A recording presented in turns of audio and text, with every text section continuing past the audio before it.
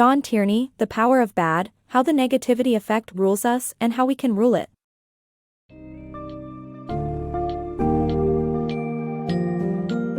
The Power of Bad reveals the surprising impact that negative experiences have on our lives and explains how to wield this knowledge to our advantage.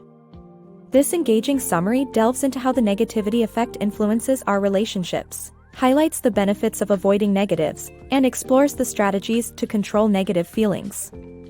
Additionally, you will discover the effective ways to deliver criticism, understand the power of negative incentives, and learn how negativity is contagious. Equipped with this insightful information, you can utilize the power of bad to create a more enriching life and foster better relationships.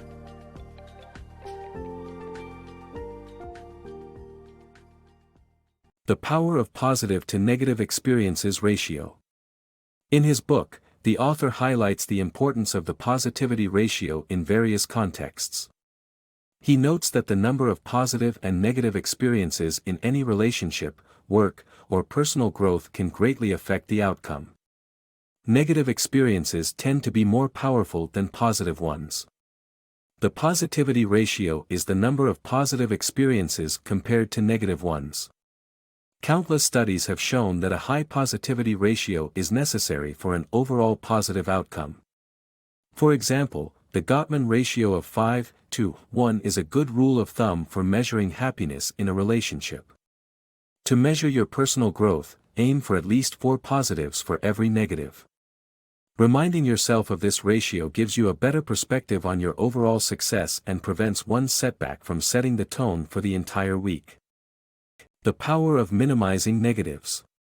Would you like to know the secret to long-term compatibility in relationships? Instead of focusing on positive traits, brag about your lack of negatives. Research suggests that reducing negatives is more important than adding positive experiences. Couples with a higher positivity ratio are more likely to succeed. Negative qualities, such as insecurity, tend to magnify over time and can push partners to become defensive or anxious. In the same vein, reducing negatives is crucial in parenting. Bad, abusive parenting often leads to unhappy children, but being excessively supportive does not lead to unusually cheerful or successful ones. Strive to be good enough by paying attention to getting the basics right and avoiding fixating on others' flaws. Remember that for every bad thing they've done, they may have also done 4 good things. Conquering fear with CBT. Fear, panic, and pain are wired into the human experience, but the good news is that negative emotions can be controlled through cognitive behavioral therapy, CBT. This book summary tells the story of fearless Felix Baumgartner, a daredevil who conquered his deeply ingrained claustrophobia through therapy. CBT employs simple yet effective techniques such as deep breathing, positive mantras, and gradual exposure to one's fears. By recognizing automatic fear responses and slowly gaining control over them, CBT can help anyone overcome their anxieties and ultimately become fearless. Constructive criticism, it's all in the delivery. In The Power of Bad, the author uses an anecdote of Ronald Reagan to illustrate that criticism can be a potent tool when delivered correctly. Negative feedback can be hard to hear, but there are ways to deliver it constructively. The feedback sandwich, inserting a bit of criticism in between 2 bits of praise, doesn't always work. Engaging the person in a two-way conversation, as medical doctors do when giving patients unpleasant information, leads to better results. The key takeaway is that criticism can lead to growth and learning, but it's all in the delivery. The power of negative reinforcement. A historical account and social science research prove that punishment is a more effective motivator than reward. In the 1740s, the Puritans of the Massachusetts Bay Colony were no longer as devout as before, but preachers like George Whitefield and Jonathan Edwards found a way to bring them back to church, by painting vivid pictures of an angry and vengeful deity. Their negative approach worked, and church membership increased rapidly. This example sets the stage for the age-old debate on whether rewards or punishments are better motivators. Decades of social science research has shown that negative incentives are more effective than positive ones. For instance, an experiment by the Red Cross showed that blood donation increased by 60% when people received letters that focused on preventing someone from dying, rather than just saving a life.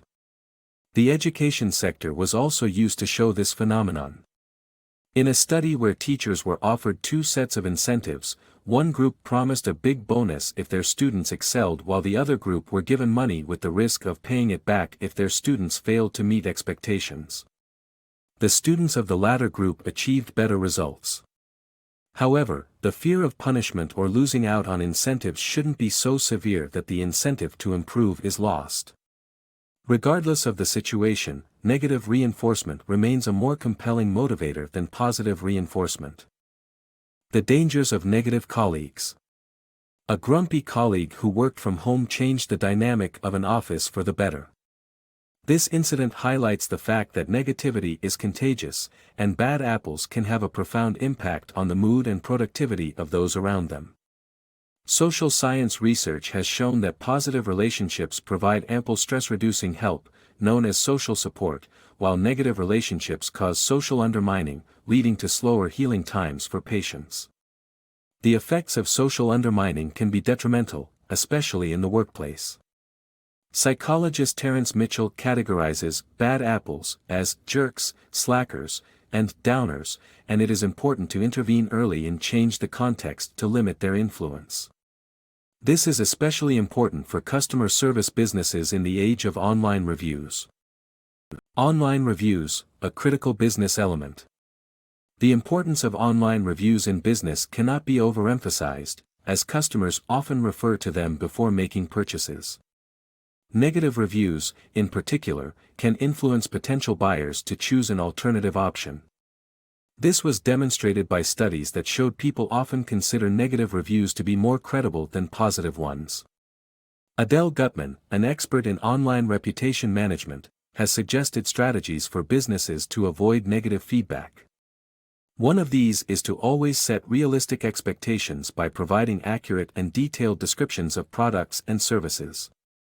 Another is to follow the peak end rule, which emphasizes the importance of leaving a positive last impression on the customer. The Casablanca Hotel, a moderately priced hotel in New York City, is an example of a business that has used these strategies to earn high ratings on TripAdvisor.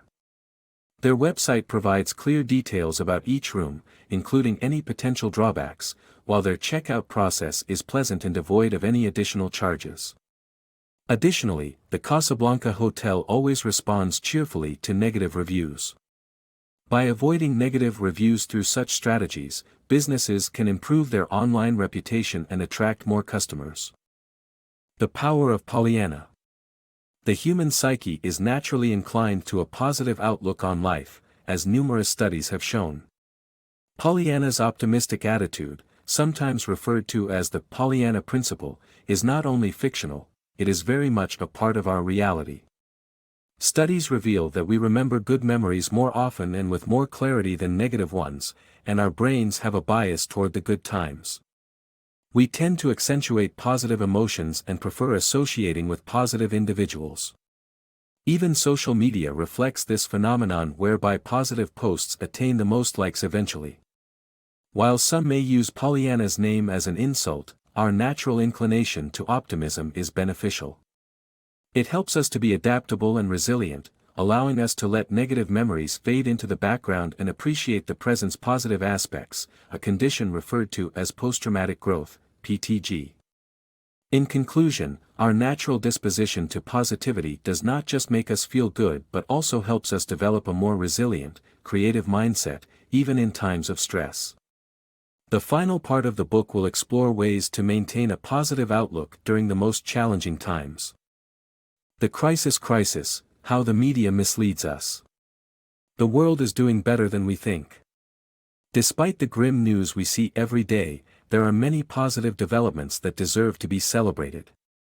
The authors argue that we are in the midst of a crisis, where our media exaggerate small threats, making them seem much bigger than they are.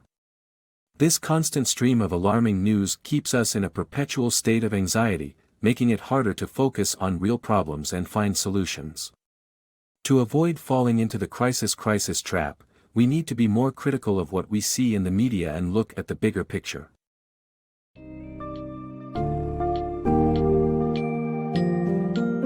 John Tierney's insightful book, The Power of Bad, illustrates the impact of pessimistic experiences in our lives and how we can use this information for our betterment.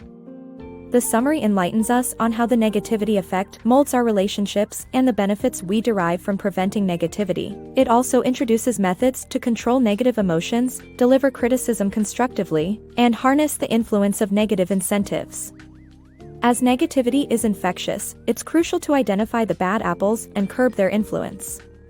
Moreover, by questioning the crisis and remaining skeptical of the media, one can develop a healthy outlook on life.